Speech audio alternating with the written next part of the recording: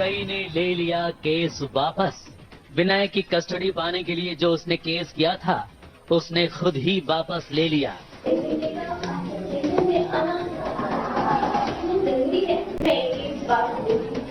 और पाखी हो गई खुश, उसने सई का किया शुक्रिया। वैसे तो अदालत में खूब आरोप प्रत्यारोप हुए, मगर इस केस में अचानक ट्विस्ट तब आया जब जज ने बच्चे को यानी कि विनायक को कोर्ट में बुलाने की बात की।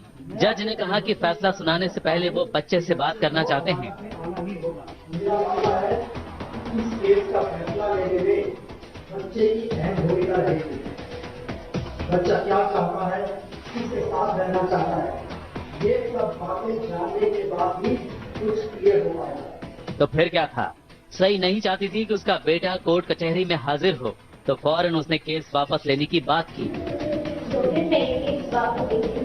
कोर्ट रूम से बाहर आते ही पाखी ने सई का हाथ पकड़कर शुक्रिया कहा। पाखी के मन में डर घुस गया है, इसलिए अगर वीनू सवी से फोन पर बात भी करता है तो उसे रोक लेती है और पहले एग्जाम के लिए पढ़ने की सलाह देती है। और आपको रूल्स पता है ना कि एग्जाम के 10 दिन पहले नो मोबाइल फोन, नो दोस्त, नो करना।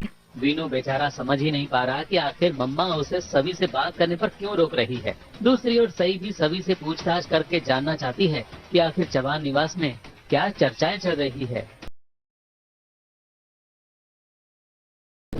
तो वो चाहती है कि ये जो नॉर्मल भाई बहन को मिलती है साथ में रहने की प्रिविलेज और साथ में वैल्यूज जो सीखते हैं साथ में रहकर, वो सभी और वीनू भी सीखें, साथ में रहें और एक ही घर में बड़े हों और खूब प्यार करें एक दूसरे से। एंड उसके लिए वो एक अपनी कस्टडी वीनू के कस्टडी चाहती है और उसके लिए वो कोर्ट आई है, फैमिली कोर्ट। वो विनायक को सच भी बताएगी और उसकी कस्टडी पाने की कोशिश भी करेगी।